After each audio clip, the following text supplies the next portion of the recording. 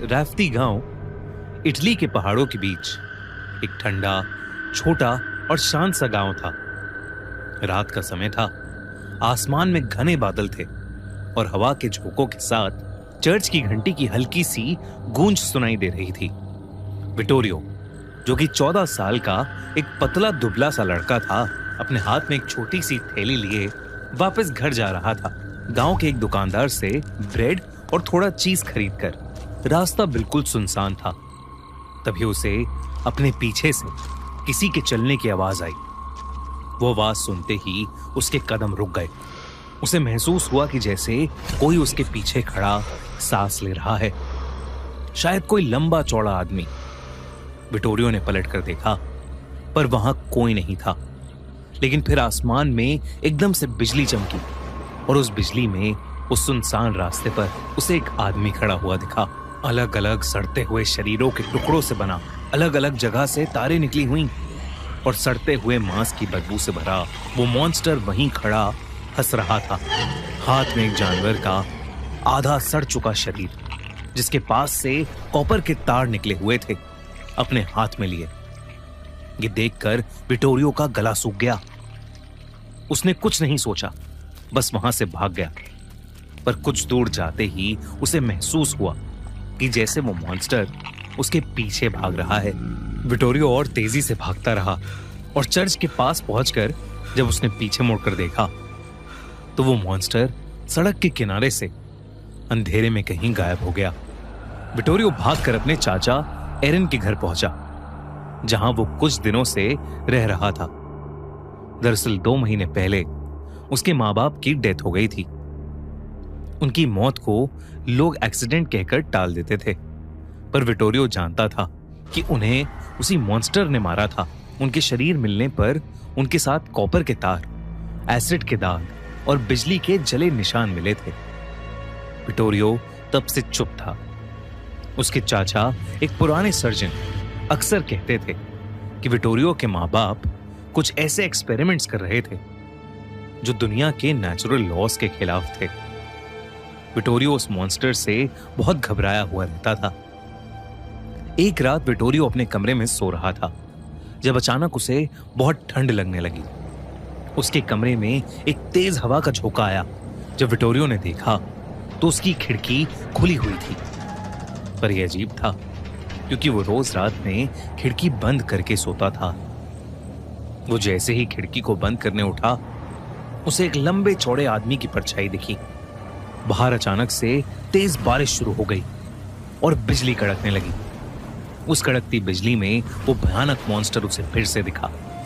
इस बार उसके हाथ में विटोरियो के माँ बाप के कटे हुए सर थे। ये देखते ही विटोरियो की चीख निकल गई और वो भागकर अपने अंकल एरन के पास गया। लेकिन जब वो कमरे में आए तो उन्हें कुछ नहीं दिखा। उसके चाचा ने उसका सर छुआ तो उन्हें एहसास हुआ कि विटोरियो को बहुत तेज बुखार आ गया था। अंकल एरन ने उसे दवाई खिलाकर सुला दिया। पर अगली सुबह जब विटोरियो की आंख खुली तो उसने देखा कि उसके कमरे के बाहर छोटे छोटे जानवरों की लाश पड़ी है, जिनके अलग अलग हिस्से एक दूसरे से जुड़े हुए हैं और सबके शरीर में इलेक्ट्रिसिटी शॉक्स के दाग हैं। कॉपर के पतले तार उनके इर्द गिर्द पड़े हैं, जैसे कोई उन्हें जोड़कर कुछ बना रहा हो। विटोरियो ने ये चीज अपने अंकल को दिखाने की कोशिश की, लेकिन वो लोग जब साथ गए तो उन्हें फिर से कुछ नहीं दिखा।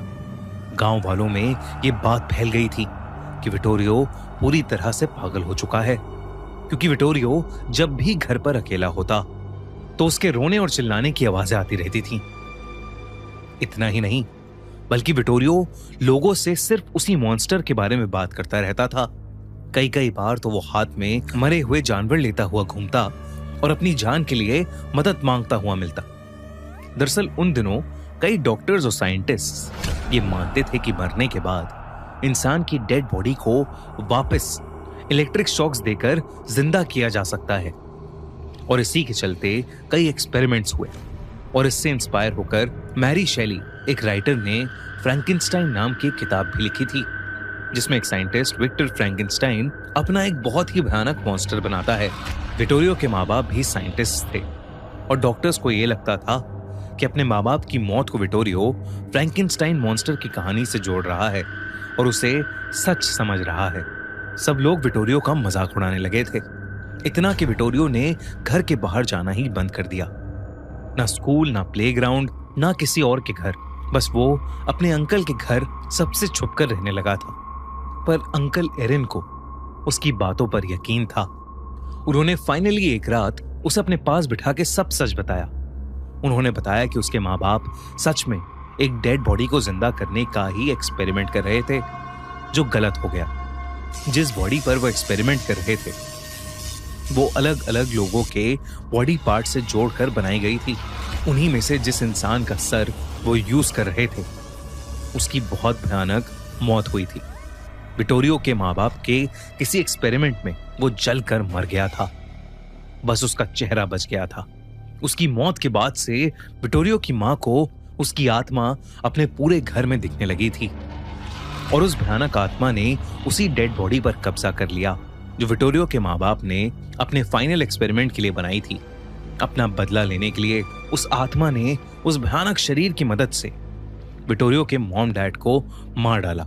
विटोरियो के अंकल उसे ये बता ही रहे थे कि तभी उनके घर के अंदर सारी लाइट्स अचानक से फ्लिकर करने लगी। घर के सारे खिड़की दरवाजों पर जोर जोर से ठक ठक होने लगी और देखते ही देखते वो अपने आप ही खुल पड़े। साथ ही सारी लाइट्स अचानक से बंद हो गईं।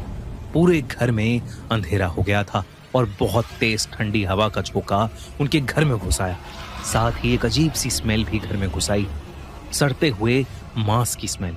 विटोरियो को बहुत ज्यादा डर लग रहा था। उसके अंकल एरिन विटोरियो को दिलासा दे रहे थे, लेकिन अंदर ही अंदर उन्हें भी बहुत डर लग रहा था। उन्होंने किसी तरह अंधेरे में एक कैंडल ढूंढी, उसे जलाया, पर विटोरियो को उस कैंडल की रोशनी में कुछ बहुत ही दिल दहला देने वाला नजर आया। अंकल एरिन के ठीक पीछे एक बड़ी सी परछाई थी, उस लंबे चौड़े भयानक मॉन्स्टर की। जैसे ही अंकल एरिन पीछे मुड़े उनकी कैंडल बुझ गई।